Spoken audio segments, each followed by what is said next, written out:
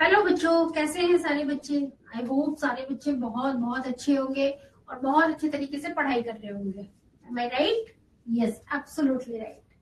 ठीक है, तो आई नो कि बच्चों ने बहुत अच्छे से पढ़ा होगा।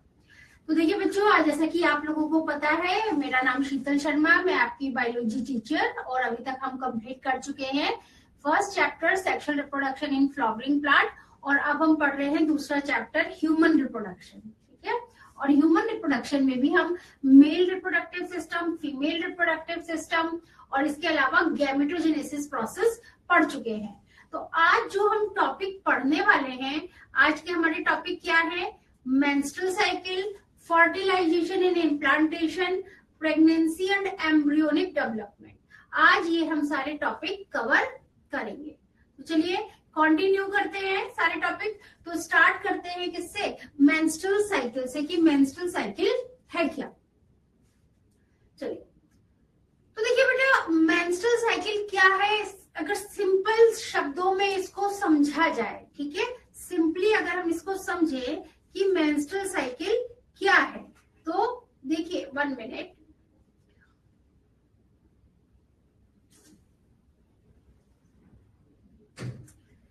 रिप्रोडक्टिव साइकिल, ठीक है, ऐसी साइकिल जो कि रिलेटेड है किससे? रिप्रोडक्शन से। समझे क्या? कि reproductive cycle in the female primate. ठीक है, फीमेल प्राइमेट में क्या आया? Monkey, apps, human beings. समझे?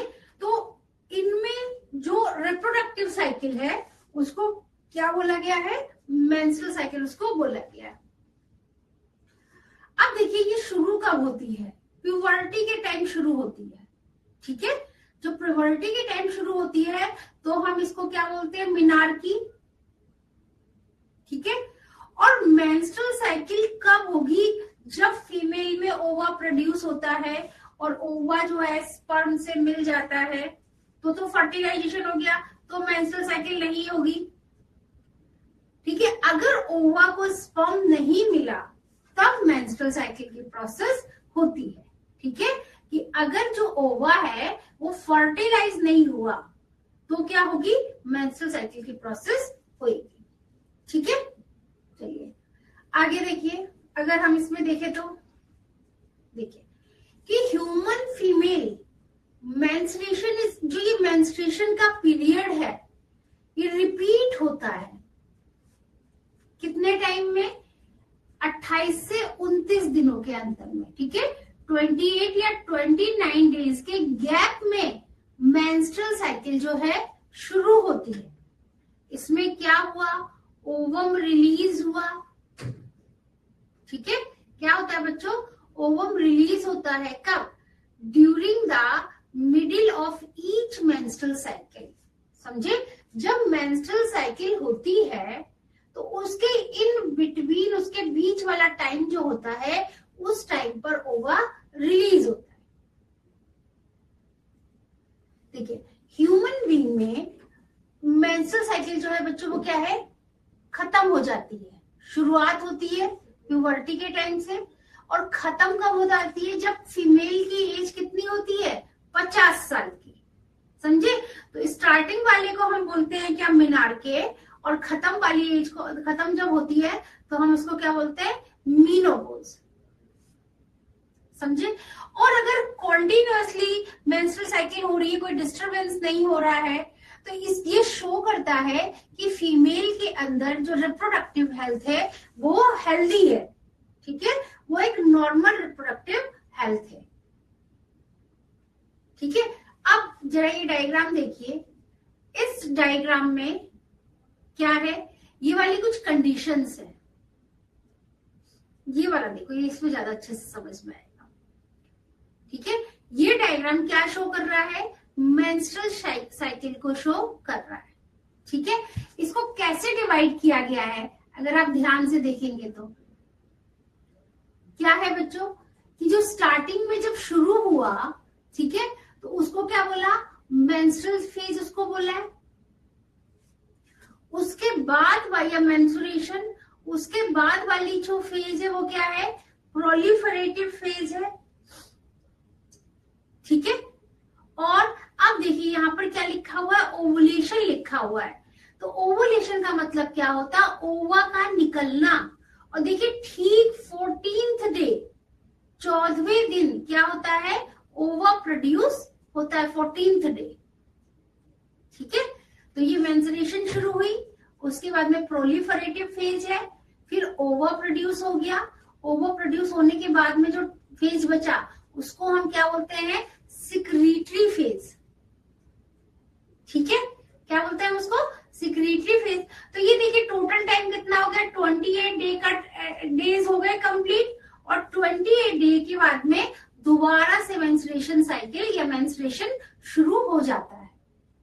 ठीक है, तो यहां से लेकर यहां तक का जो ये टाइम है 28 डेज का जो टाइम है, इस टाइम पर मेंस्ट्रुएशन होता है। ठीक है, अब अगर हम इसको देखें, ये देखिए ये क्या है, इसमें हार्मोन्स देखते हैं कि हाइपोथैलेमस ब्रेन में, पिट्यूटरी ग्लैंड ब्रेन में, पिट्यूटरी ग्लैंड में देखिए क्या क्या है, एंटीरियर पिट्यूटरी ग्लैंड। ठीक है, एंटीरियर पिट्यूटरी ग्लैंड से कौन से हार्मोन सिक्रीट होते हैं, LH, FSH, ल्यूटिनाइजिंग हार्मोन और फॉलिकल स्टिमुलेटिंग हार्मोन। ठीक है, अब देखिए इसी से के थ्रू क्या है कि यहाँ पे दिखाया हुआ है क्या, प्राइमोर्डियल फॉलिकल है। ठीक है, उसमें फिर क्या बने, वो प्राइमरी फॉलिकल बना, फिर वो क्या पड़ा, सेकेंडरी फॉलिकल बना। ठीक है, फिर क्या बन रहा है यहाँ पर, मैच्योर ग्राफियन फॉलिकल बन रहा है। ठीक है, यहां से कौन सा हार्मोन निकल रहा है, एस्ट्रोजन हार्मोन निकल रहा है। ठीक है, फिर क्या हुआ कि इसमें से ओवा बाहर आ गया। ठीक है, कॉर्पस ल्यूटियम जो होता है, और इस कॉर्पस ल्यूटियम से कौन सा हार्मोन सिक्रीट हो रहा है, progesterone and oestrogen, corpus luteum से। ठीक है, और कॉर्पस ल्यूटियम के बाद में जब नेक्स्ट स्टेज होती है, हम उसको क्या बोलते हैं, कॉर्पस एल्विकन्स बोलते हैं। ठीक है, तो सारा का सारा बॉडी का ऑर्गन, बॉडी के सिस्टम, बॉडी के पार्ट, बॉडी के हार्मोन्स सब एक दूसरे से कोरिलेटेड है कि ऐसा होने पर ऐसा होता है, वैसा होने पर वैसा होता है। ये जो प्रोसेस है ये कहां पर है, यूटेराइन साइकिल। ठीक है, और ये क्या है, ये है ओवेरियन साइकिल। समझे मेरी बात। और ये देखिए यहाँ पे क्या है, ये दिखाया हुआ है सारे 28 डेज तक के कि किस तरीके से काम होता है कि मेंस्ट्रुअल फेज में प्राइमोर्डियल फॉलिकल, प्राइमरी फॉलिकल। ठीक है, फिर प्रोलिफरेटिव फेज में क्या है, secondary follicle, mature Graafian follicle. ठीक है, फिर उसके बाद में ओवुलेशन वाली स्टेज आई, और फिर उसके बाद में क्या है, पोस्ट इवोल्यूटरी फेज। ठीक है, तो एक के बाद एक स्टेज है। चलिए अब यहाँ पे देखिए कि साइकिल को, मेंस्ट्रुएशन साइकिल को डिवाइड किया गया है। ठीक है, कैसे डिवाइड किया गया है, तो फर्स्ट क्या है यहाँ पर, मेंस्ट्रुअल फेज, दूसरा क्या है, फॉलिकुलर फेज, थर्ड क्या है, ओवुलेटरी फेज, और फोर्थ क्या है बच्चों, ल्यूटियल फेज। ठीक है, तो इस तरीके से menstrual phase, menstruation, follicular phase, proliferative, ovulatory phase and then luteal phase, जिसको क्या बोलते हैं, सिक्रीटरी फेज भी इसको बोला जाता है। ठीक है, कौन से फेज को, ल्यूटियल फेज को, ये रहा। चलिए अब आगे चलते हैं। अब देखिए सबसे पहले इसमें क्या हुआ कि जो एंडोमीट्रियल लाइनिंग है, ठीक है, अब अगर हम इसमें यूट्रस का स्ट्रक्चर बनाए तो, ठीक है, ये देखिए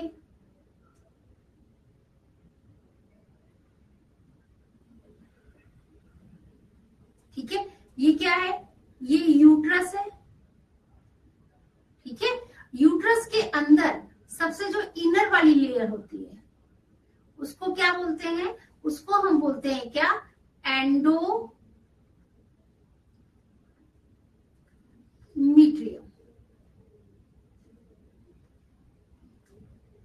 ठीक है, एंडोमीट्रियम है यहाँ पर।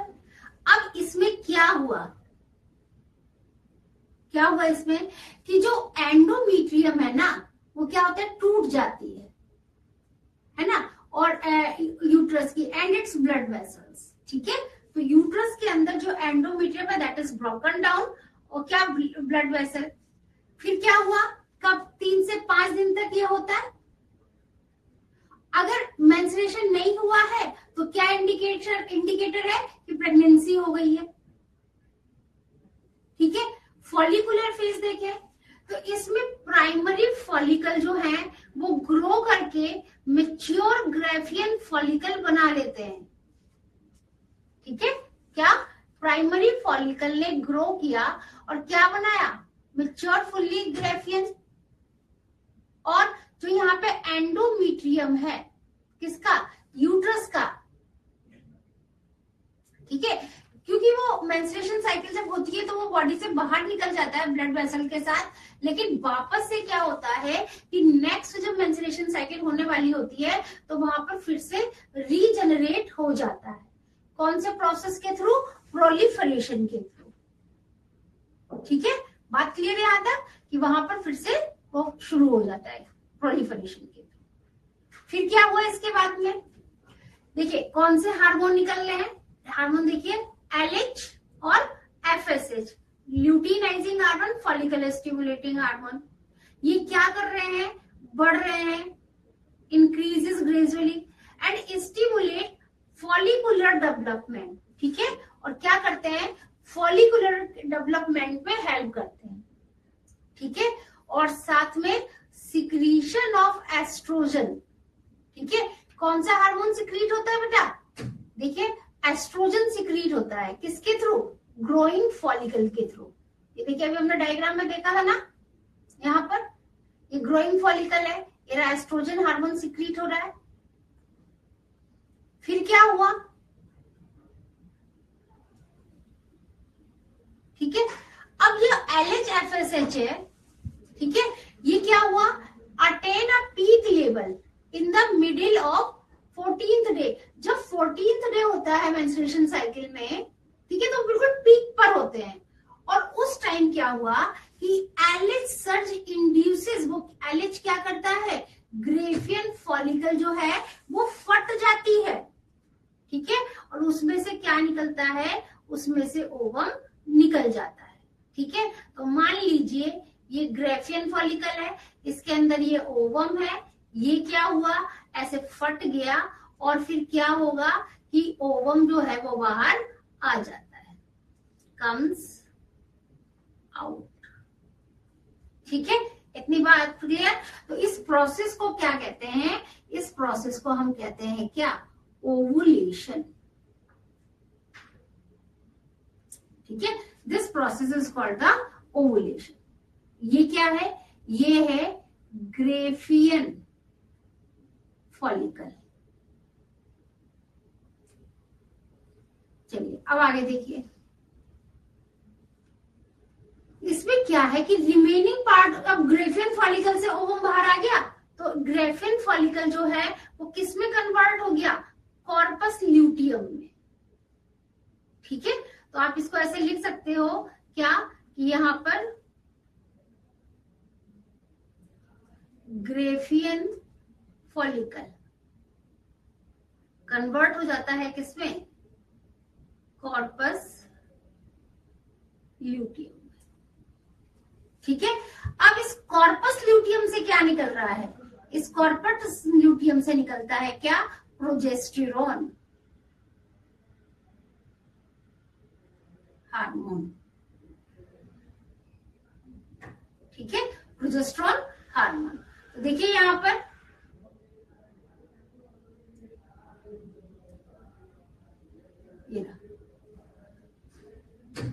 ये दिख रहा है आपको, ये रहा प्रोजेस्टेरोन हार्मोन कॉर्पस ल्यूटियम से, ठीक है। अब इसके बाद क्या होता है,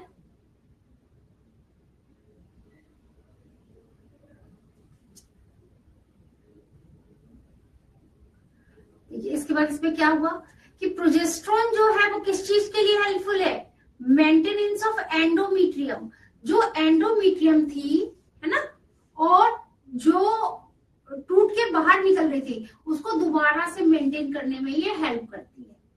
और एंडोमीट्रियम का होना क्यों जरूरी है? क्योंकि इम्प्लांटेशन करता है किस चीज का? फर्टिलाइज्ड ओवम का। ठीक है, कि जो ओवम है, ये ओवम है, ठीक है, ये क्या है? ओवम। इससे क्या जुड़ गया आके? स्पर्म। ये क्या है? स्पर्म। तो ये क्या हुआ? फर्टिलाइज्ड। ठीक है, तो यहाँ पे क्या है कि यहाँ पे जो फर्टिलाइज ओवम है, ये अब किस चीज का इंडिकेशन करता है? ये इंडिकेशन करता है किसका? प्रेगनेंसी का। ठीक है, अगर ये फर्टिलाइज्ड हो गए, फिर क्या हुआ इसके बाद में? कि in the absence of fertilisation, अगर फर्टिलाइजेशन नहीं हुआ तो कॉर्पस लेटियम डीजनरेट हो गया, causing disintegration of the endometrium. Endometrium को ऐसे तोड़ दिया और क्या हुआ? Leading to menstruation. और वहां से क्या शुरू हो गया? मेंस्ट्रुएशन की प्रोसेस शुरू हो गई। ठीक है, और मेकिंग अ न्यू साइकिल। और क्या शुरू हुआ बेटा? एक नई साइकिल शुरू हो जाती है। ठीक है, चलिए, तो अभी हमने क्या पढ़ा? अभी हमने पढ़ा मेंस्ट्रुएशन साइकिल। ठीक है, कितने दिनों के गैप में होता है? 28 से 29 डेज के गैप में होता है। ठीक है, इसमें क्या होता है कि जो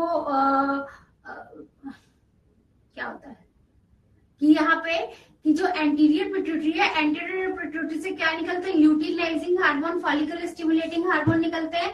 और यही क्या करते हैं? जब एलएच जो है ये पीक पर होता है तो कॉर्पस ल्यूटियम से ओवा बाहर आता है, उसको ओवुलेशन बोलते हैं।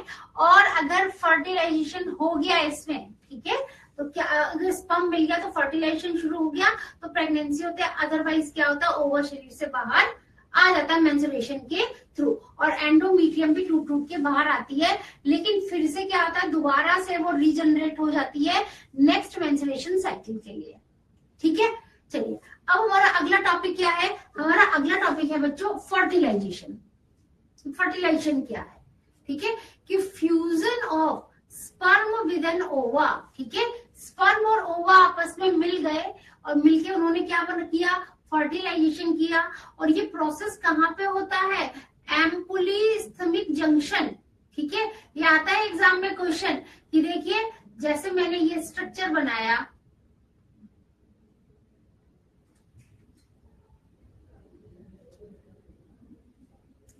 ठीक है, तो यहीं पर एक स्ट्रक्चर होता है, इसको क्या बोलते हैं?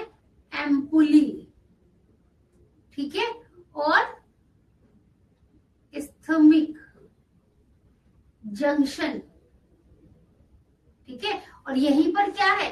फर्टिलाइजेशन का प्रोसेस होता है किसका? ओवा एंड स्पर्म का। अब क्या हुआ कि जो मेल है, ठीक है, मेल में क्या है? उनसे सीमेन बाहर निकलता है। सीमेन जो मेल्स में जो लिक्विड बाहर होता है उसमें क्या होता है? उसमें स्पर्म होते हैं। ठीक है, पेनिस के थ्रू कहाँ? वजाइना में जाते हैं। कौन सा प्रोसेस कहते हैं? इसको कॉपुलेशन कहते हैं। तो ये स्पर्म का फीमेल की बॉडी के अंदर वजाइना के थ्रू जाना, इसको हम क्या बोलते हैं? इंसेमिनेशन बोलते हैं। और हर बार सीमेन में कितने होते हैं? 200 से 300 मिलियन स्पर्म होते हैं। ठीक है, तो इसको हम ऐसे लिख सकते हैं, क्या लिख सकते हैं? सीमेन। ठीक है, सीमेन में कितने हैं? 200 से 300 मिलियन स्पर्म्स। ठीक है, बात इतनी समझ में आई? कितने मिलियन स्पर्म होते हैं? 200 से 300। अब देखिए क्वेश्चन है, क्या है क्वेश्चन? कि why all copulations does not lead to fertilization, कि जितने भी कॉपुलेशन के प्रोसेस होता है हमेशा फर्टिलाइजेशन क्यों नहीं होता? देखिए फर्टिलाइजेशन जब होगा जब ओवा और स्पर्म आपस में क्या होंगे कि फेलोपियन ट्यूब का जो ओविडक्ट है, जो फेलोपियन ट्यूब है, वहां पर कौन सी वाली जगह पे? एम्पुला स्थमिक वाली जगह पे। ठीक है, वहां पे उनका फ्यूजन होता है, तभी जाके वो होते। तो चांस की बात है अगर दोनों मिल गए सही टाइम पर और वहां पे फ्यूज हो गए फेलोपियन ट्यूब में, तो फर्टिलाइजेशन हो जाता है, वरना नहीं होता। ठीक है, तो ये डायग्राम देखो, यहाँ पर ये डायग्राम दिखाया हुआ है, ये देखिए स्पर्म है, ये ओवा है, ओवा की बाहर वाली जो लेयर है, इस लेयर को क्या बोलते हैं, जोना पेल्यूसिडा। ठीक है, ये क्या है, ये ओवम, ये स्पर्म आके जुड़ा इससे, तो स्पर्म जब ओवा से जुड़ता है, ठीक है, तो सेल्स ऑफ कोरोना रेडिएटा, तो ये स्ट्रक्चर दिखाया हुआ है फर्टिलाइजेशन का। ठीक है, देखिए जब फर्टिलाइजेशन का प्रोसेस है तो जो एक्रोसोम है, ठीक है, एक्रोसोम क्या है कि देखिए ये मैंने स्ट्रक्चर बनाया स्पर्म का, दिस इज स्पर्म, स्पर्म में ये क्या है, एक्रोसोम। ठीक है, ये है, तो इसमें क्या हो रहा है कि acrosome help the sperm enter into the cytoplasm of ovum. ठीक है, तो यहाँ पे क्या है, ये ओवम है, ओवम का ये वाला पार्ट क्या है, साइटोप्लाज्म है। ठीक है, ये ओवम, तो यहाँ पे क्या है कि एक्रोसोम जो है वो क्या करता है, स्पर्म को एंटर कराता है कहाँ पे, ओवा के साइटोप्लाज्म में, through the zona pellucida and the plasma membrane. तो ओवम के बाहर एक लेयर होती है जिसको हम क्या बोलते हैं, जोना पेल्यूसिडा, समझे। तो यहाँ पर आप इसको ऐसे दिखा सकते हो,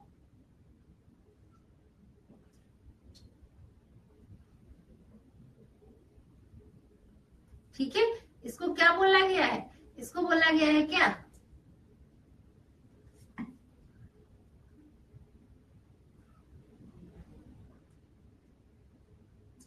जोना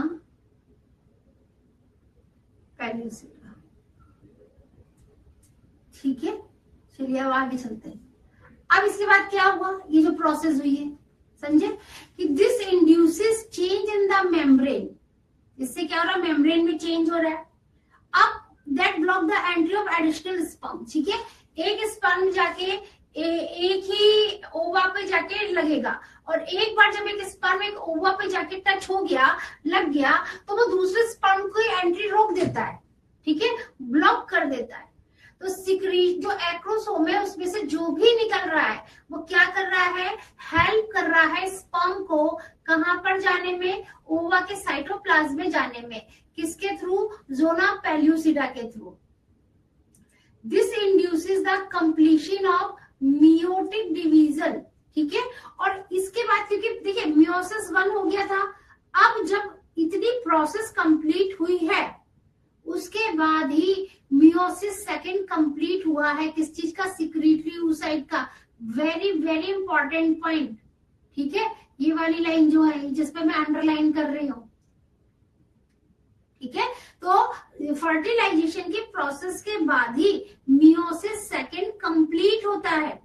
ठीक है, यहाँ पे मैं लिख देती हूँ, इसको आप ध्यान रखिएगा, यहाँ से बहुत क्वेश्चन आते हैं, समझे। Meiotic division of the secretory oocyte, secondary oocyte, sorry. अब क्या हुआ, जब ये सेकेंड म्यूटिक डिवीजन हो गया, इज अनइक्वल है, रिजल्ट इन द, अब इसमें क्या बना, सेकेंड पोलर बॉडी, और साथ में क्या बना, हैप्लॉइड ओवम बनता है। ठीक है, एक तो पहले फर्स्ट पोलर बॉडी बनी थी, हमने इससे पहले जो गैमेटोजेनेसिस का प्रोसेस पढ़ा था उसमें हमने देखा था कि फर्स्ट पोलर बॉडी बनती है, लेकिन जैसे ही मियोसिस 2 कंप्लीट हुआ, क्या बन गई, सेकेंड पोलर बॉडी और हैप्लॉइड। अब क्या हुआ कि haploid nucleus of the sperm and that of the ovum, दोनों के दोनों फिर आपस में मिल जाते हैं और क्या बनाते हैं, फिर जाइगोट बनाते हैं। तो यहाँ पर मैं लिख रही हूं क्या, ओवम, ओवम क्या है, हैप्लॉइड है। ठीक है, ओवम क्या है, हैप्लॉइड है, और इसके बाद में क्या है, ये sperm, this is also haploid, समझे, और फिर आपस में मिलेंगे, क्या बनाएंगे, जाइगोट, दिस इज 2. ये क्या हुआ, डिप्लॉइड। ठीक है, बात इतनी क्लियर हुई, चलिए आ गया। अब इसके बाद में क्या हो रहा है, ये प्रोसेस हो गई है तो कि ऑल द हैप्लॉइड गैमेट ओवा produce by the female have the sex chromosome. देखिए जो ओवा है, देखो फीमेल में जैसा कि आप लोगों को पता है कि फीमेल, ठीक है, फीमेल में क्रोमोसोम XX होते हैं और मेल जो है, मेल में क्रोमोसोम क्या होते हैं, XY होते हैं, ठीक है। तो female have sex chromosome X, तो ये क्या है, ये है सेक्स क्रोमोसोम, है ना। और मेल में क्या है, ये XY क्रोमोसोम, ये इनके क्या है, सेक्स क्रोमोसोम, ठीक है। तो इसीलिए 50% of the sperm carry the X chromosome, ठीक है। तो ये इसमें यहां पर 50% में तो Y क्रोमोसोम होता है और 50% में क्या होता है, X क्रोमोसोम होता है, ठीक है।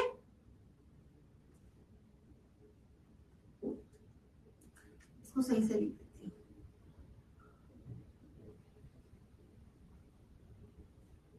देती हूँ, ठीक है। अब इसके बाद क्या हुआ, अब फ्यूजन होगा, तो वो देखना पड़ेगा कि X ने X को फ्यूज किया है या Y ने X को फ्यूज किया है। अगर X ने X को फ्यूज किया है तो बेबी गर्ल, और Y ने अगर X को फ्यूज किया है तो क्या होगा, बेबी बॉय होते हैं। तो after the fusion of male and female gametes the zygote would carry XX boy X, इधर XX, बेटा गलत हो गया, इसको सही कर देते हैं, ठीक है। तो यहां पर क्या है, XX क्या होगा,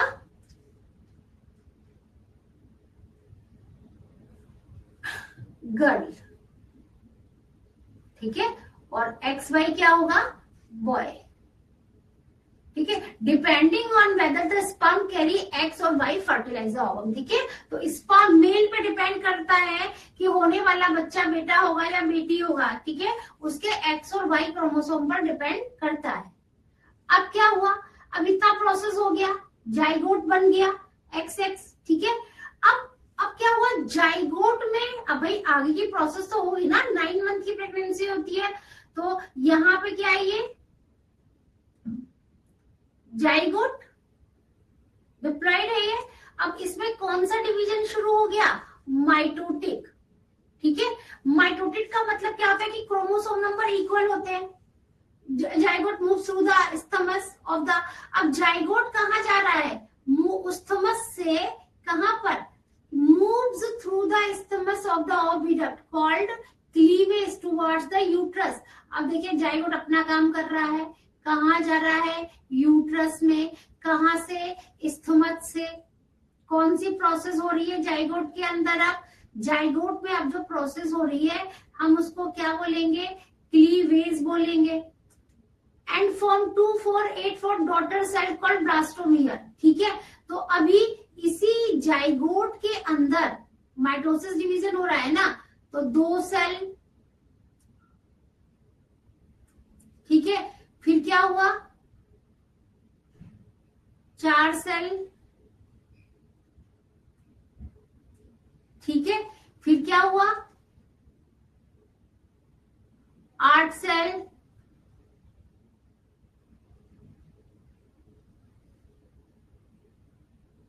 ठीक है। तो यहां पर देखो 2 सेल, 4 सेल, 8 सेल, ठीक है, 2 4 8 सेल। और फिर यहाँ पे क्या है, 8 के बाद क्या हम करेंगे इसमें, 16,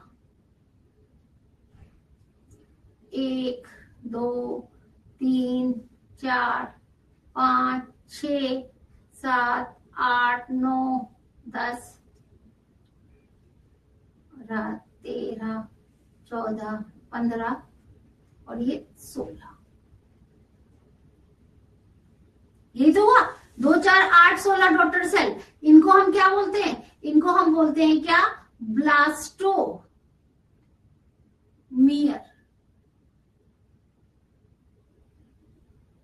ठीक है, ब्लास्टोमियर। अब इसके बाद क्या हुआ, कितने स्टेजेस हुए, कैसे कैसे धीरे धीरे हो रहा है, एक के बाद एक के बाद एक। अब एम्ब्रियो जो है जिसमें 8 से 16 ब्लास्टोमियर है, उसको हमने क्या बोला, मोरुला। तो जाइगोट, जाइगोट के बाद क्लीवेज हो रहा है, क्लीवेज के बाद ब्लास्टोमियर बन रहे हैं, ब्लास्टोमियर के बाद में जो स्टेज है वो मोरुला आई, मोरुला में भी डिवीजन हो रहा है, और वो कहाँ गया, ट्रांसफॉर्ड इनटू ब्लास्टोसिस्ट, और फिर ये ब्लास्टोसिस्ट ही कहाँ जा रहा है, यूट्रस में जा रहा है। ठीक है, तो ऐसे वन बाय वन आप लिख सकते हैं कि क्या क्या हुआ, जाइगोट, फिर इसमें क्या हुआ, क्लीवेज, फिर क्या हुआ, ब्लास्टोमियर, यही बने थे ना, ब्लास्टोमियर के बाद में फिर इसमें क्या हो रहा है, ब्लास्टो, ठीक है, ब्लास्टोमियर जिसको हम क्या बोलते हैं, मोरुला, फिर क्या हुआ, ये ब्लास्टोसिस्ट,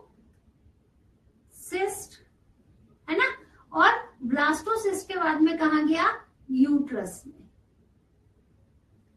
ठीक है, इतनी प्रोसेस हो गई।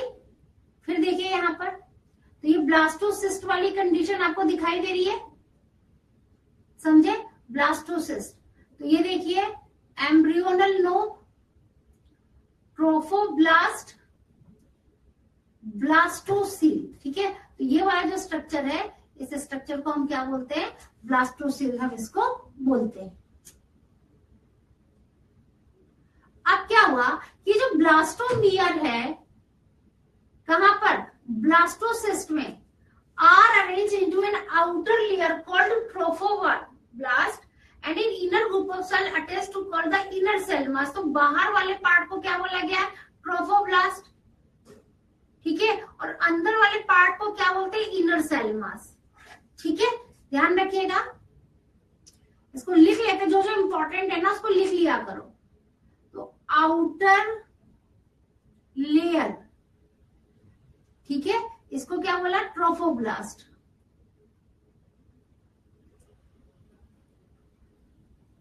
और इनर ग्रुप ऑफ सेल्स, जो कि ट्रोफोब्लास्ट से जुड़ा हुआ है, इसको हम क्या बोलते हैं, इसको हम बोलते हैं कि इनर सेल मास।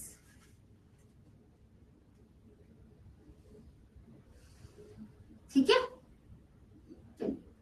अब इसके बाद में क्या है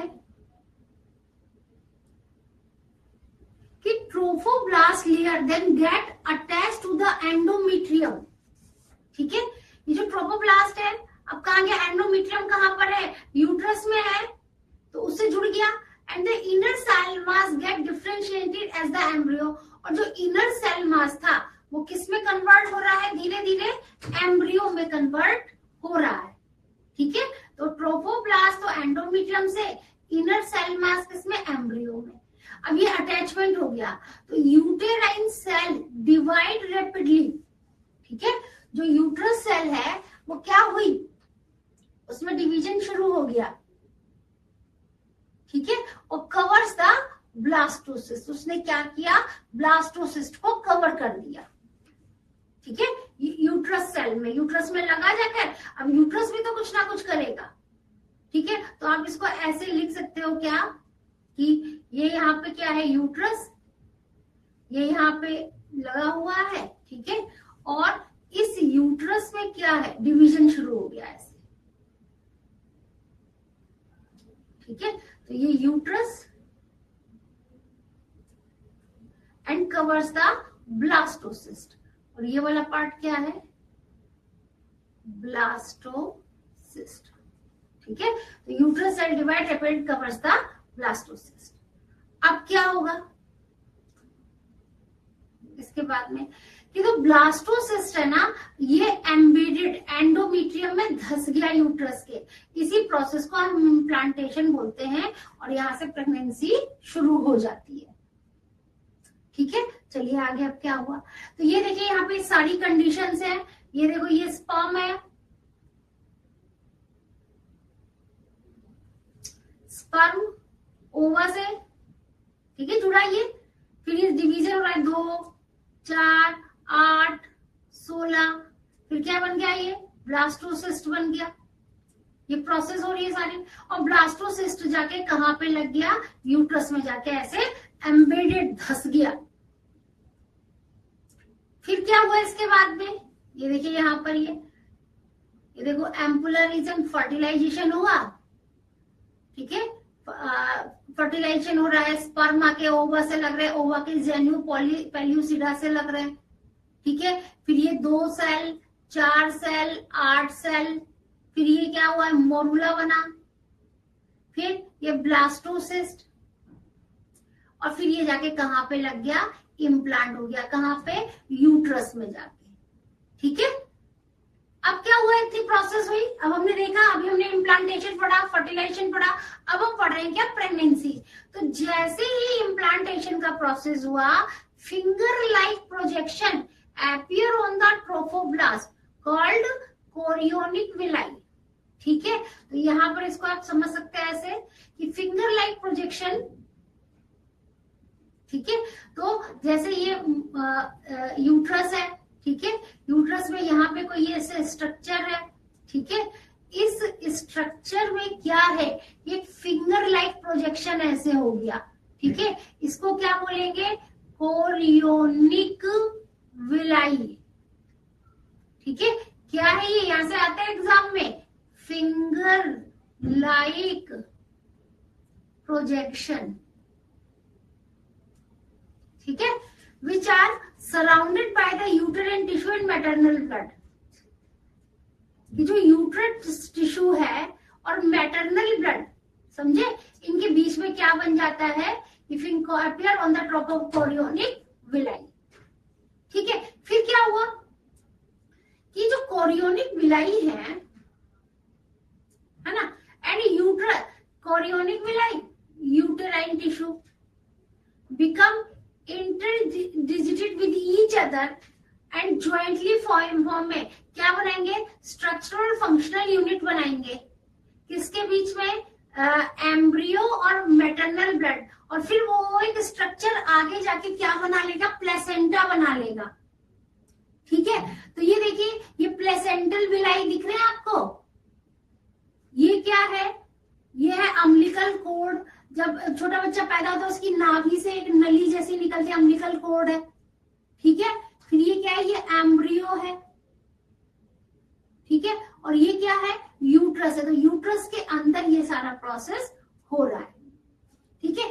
अब प्लेसेंटा क्यों बना भाई, बच्चा माँ बीच में, प्लेसेंटा क्या कर रहा है, अब मदर के पेट के अंदर, इस यूट्रस के अंदर बच्चा ऐसा तो नहीं कि खाना खा रहा है मुंह से, खा नहीं, सब कुछ मुंह का, सब कुछ, जब उसका मुंह कब खुलता है, जब वो पैदा हो जाता है, तभी वो दूध वगैरह पीता है, वरना पहले तो अंदर बिल्कुल बंद, मुंह बंद, सब बंद, बस रेस्पिरेशन का प्रोसेस हो रहा है, ठीक है। तो वो मदर जो खा पी रही है वो प्लेसेंटा के थ्रू, अम्बिलिकल कोड के थ्रू बच्चे में जा रहा है, और बच्चे का जितना भी वेस्ट है वो सब कैसे, प्लेसेंटा के थ्रू ही बाहर निकल रहा है। तो प्लेसेंटा क्या कर रहा है, सप्लाई ऑक्सीजन दे रहा है बच्चे को, न्यूट्रिशन दे रहा है एम्ब्रियो को, और रिमूव कर रहा है कार्बन डाइऑक्साइड को, एक्सक्रीटरी प्रोडक्ट को, कहां से, जो एम्ब्रियो से बाहर निकल रहे हैं।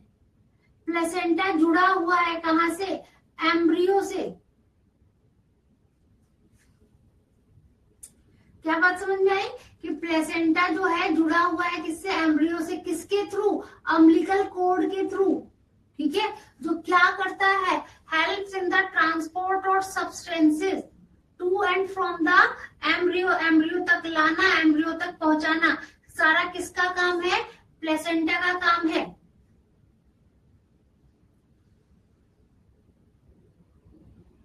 ठीक है। फिर इसके बाद क्या होता है कि यहाँ पे placenta act as endocrine tissue, endocrine क्या होता है, जैसे हार्मोन सिक्रीट होते हैं, डक्टलेस ग्लैंड होती है, और ये क्या करते हैं, human chorionic gonadotropin, human placental lactogen, estrogen, progesterone, ठीक है, ये वाले हार्मोन निकालते हैं। कौन कौन से, प्रेगनेंसी हार्मोन, क्या बोल सकते हैं इनको, HCG, फिर क्या है, HPL, ये क्या है, ह्यूमन कोरियोनिक गोनेडोट्रोपिन,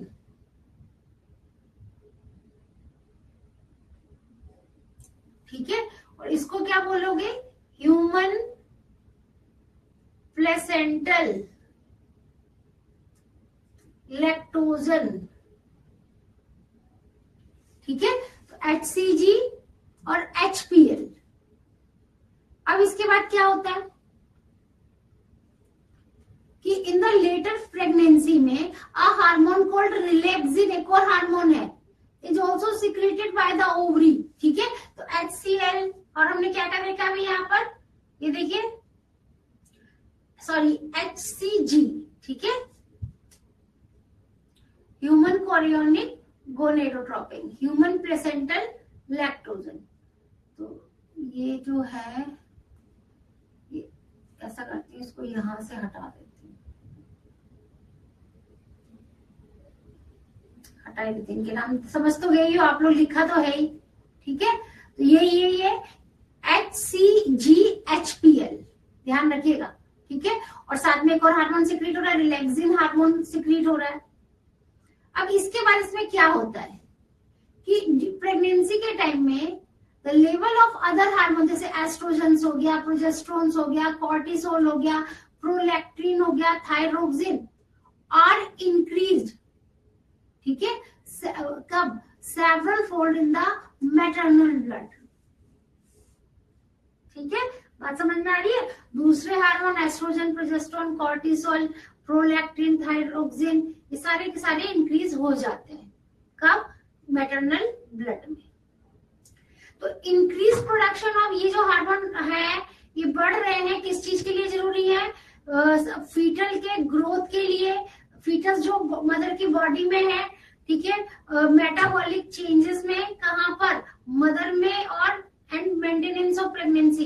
तो ये सारे के सारे हार्मोन जो है मदर और फीटस को डेवलपमेंट में हेल्प करते हैं, ठीक है। अब हम देख रहे हैं कि एम्ब्रियोनिक डेवलपमेंट कैसे हो रहा है, कि जैसे इम्प्लांटेशन का प्रोसेस हुआ, जो इनर सेल मास है वो डिवाइड हो गया। कैसे? एक्टोडर्म, एंडोडर्म, मेसोडर्म, आप पढ़ते हो ना, ये वाला ऑर्गन मेसोडर्म से बना, ये वाला ऑर्गन एक्टोडर्म से बना, ये वाला ऑर्गन एंडोडर्म से बना है, ठीक है। तो यही तो ये कोई चीज है और वो 3 पार्ट में डिवाइड हो रही है। अब वही 3 पार्ट आगे पूरा बॉडी डेवलप कर लेंगे, ठीक है। तो ectoderm, mesoderm and then endoderm. तो ये जो 3 लेयर है, क्या कर रहे हैं? ऑल टिश्यू, सारे टिश्यू बनाते हैं एडल्ट के। It need to be mentioned here that inner cell mass contain certain cells. जो इनर सेल मास है उसको हम क्या बोल रहे हैं? स्टेम सेल बोल रहे हैं, and which have the potency to give rise to all the tissue and organ. Very important point, ठीक है। स्टेम सेल में ऐसी ताकत है, ऐसी कैपेसिटी है, जो क्या कर रहा है? जो बॉडी के सारे टिश्यू और ऑर्गन्स को बनाता है। जब 1 मंथ की प्रेगनेंसी हो जाती है तो सबसे पहले क्या डेवलप होता है? ध्यान रखिएगा, हार्ट डेवलप होता है। जब डॉक्टर के पास जाते हैं अल्ट्रासाउंड के लिए प्रेग्नेंट लेडी, तो सबसे पहले डॉक्टर क्या? हार्ट बीट चेक करते हैं, ठीक है, हार्ट बीट। तो by the end of 2nd month the foetus develop limb and digit, ठीक है। लिम्ब मतलब हाथ, पैर और उंगलियां। तो सबसे पहले हार्ट बना, फिर हाथ पैर बने, फिर जब 3 महीने हो गए, 12 week, most of the organ जैसे external genitalia organ are well developed, ठीक है। 3 महीने के बाद external genital sex organ develop होने शुरू हो जाते हैं। और 24 वीक के बाद में the body is covered with बाल आ गए, आई लिड आ गई, ऐसे ये जो आंखें हैं, आईब्रो सब सेपरेट हो गए, आई लेशेस आ गए, जो आईज है, आईज के ऊपर जो आई लेशेस होते हैं, ये धीरे धीरे डेवलपमेंट शुरू हो गया, ठीक है। अब पार्चुलेशन का प्रोसेस क्या होगा? बच्चे का पैदा होना। तो यूट्रस में क्या है? यूट्रस के अंदर कॉन्ट्रैक्शन होता है जब प्रेगनेंसी का टाइम पूरा हो जाता है, और उसके बाद में फीटस की डिलीवरी हो जाती है, ठीक है। तो ये जो डिलीवरी होना किसकी? फीटस की, इसी को क्या बोलते हैं? पार्चुलेशन हम इसको बोलते हैं। ये भी कैसे कनेक्टेड है? Neuro endocrine system, neuro nervous system और एंडोक्राइन सिस्टम जो हार्मोन सिस्टम होता है, दोनों मिलकर हालांकि वैसे तो पूरी बॉडी ही इसमें होती है, लेकिन ये दोनों क्या कर रहे हैं कि सिग्नल ओरिजिनेट हुआ जब फीटस फुल्ली डेवलप्ड हो गया मदर की बॉडी के अंदर, तो सिग्नल अराइज हुआ and the placenta which induce mild uterine contraction, ठीक है। और जो प्लेसेंटा था उसने क्या करा, यूट्रस में कॉन्ट्रैक्शन किया। इसको हम क्या बोलते हैं, फीटल इजेक्शन रिफ्लेक्स, ठीक है। इसको किसने, प्लेसेंटा ने। भाई प्लेसेंटा ही तो दोनों को जोड़े हुए है, तो सबसे पहले यहीं से शुरुआत होगी। फिर क्या हुआ कि दिस ट्रिगर, वहां से ऑक्सीटोसिन निकला। ऑक्सीटोसिन ने क्या करा, स्ट्रॉन्गर यूटेराइन कॉन्ट्रैक्शन, पहले हल्की से शुरुआत हुई, फिर और तेज शुरुआत हुई, यूट्रस में कॉन्ट्रैक्शन हुआ, ठीक है। And which in turn stimulate further secretion of oxytocin, ठीक है।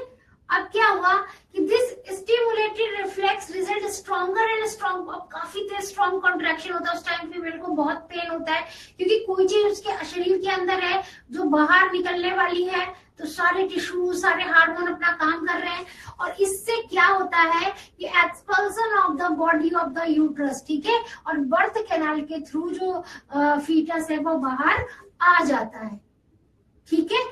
तो मेमोरी ग्लैंड, जैसे मैंने पहले के लेक्चर में भी कहा कि अगर नेचर में कोई चीज आ रही है, डेवलप हो रही है, तो उसके खाने पीने का प्रबंध पहले से ही हो जाता है। तो ऐसे ही जो मेमोरी ग्लैंड है फीमेल की, उनमें क्या होता है, उनमें चेंजेस आता है। कब, प्रेगनेंसी के टाइम में, एंड स्टार्ट प्रोड्यूसिंग मिल्क, और उनसे मिल्क प्रोड्यूस होने लगता है, ठीक है, bye the end of pregnancy. इसको हम क्या बोलते हैं, इसको हम बोलते हैं क्या, लैक्टेशन। और ये जो मिल्क प्रोड्यूस हो रहा है, इसमें क्या होता है, इसमें कोलेस्ट्रॉल होता है, और बहुत सारी, यहाँ से भी क्वेश्चन आता है, सेवरल एंटीबॉडीज होती है। कहते हैं ना 6 महीने तक बच्चे को माँ का दूध जरूर पीना चाहिए, क्योंकि उसके अंदर ऐसे एंटीबॉडीज होती है जो बच्चे को हेल्प करती है, प्रोटेक्ट करती है बाहर की डिजीज से, ठीक है। आईजीए है absolutely essential to develop disease resistance for the newborn babies, ठीक है। तो जो बच्चे न्यू बॉर्न बेबी हैं उनको प्रोटेक्ट करते हैं, किस चीज से प्रोटेक्ट करते हैं, बाहर वाले बीमारियों से, ठीक है। अब ये जो मिल्क प्रोड्यूस हो रहा है शुरुआत के दिनों में, इसको हम कोलेस्ट्रॉल कहते हैं। इसमें बहुत सारी एंटीबॉडीज होती हैं जो क्या करते हैं, बीमारियों से बच्चे की रक्षा करते हैं, ठीक है। Breast feeding during the initial period of growth is recommend, doctor भी कहते हैं 6 मंथ तक मदर को अपने बच्चे को फीडिंग जरूर कराना चाहिए। तो पॉइंट्स टू रिमेम्बर क्या है कि फर्टिलाइजेशन इसमें काफी सारे स्टेजेस में है, ठीक है। स्पर्म और ओवा का मिलना, फिर स्पर्म की एंट्री होना, स्पर्म का एग से मिलना, ठीक है, फिर वो 2 गैमेट आपस में मिले, और बच्चों फिर क्या होता है, एग मेटाबॉलिज्म, स्टार डेवलपमेंट, ठीक है। और बाद में क्या होता है कि आगे की प्रोसेस शुरू हो जाती है।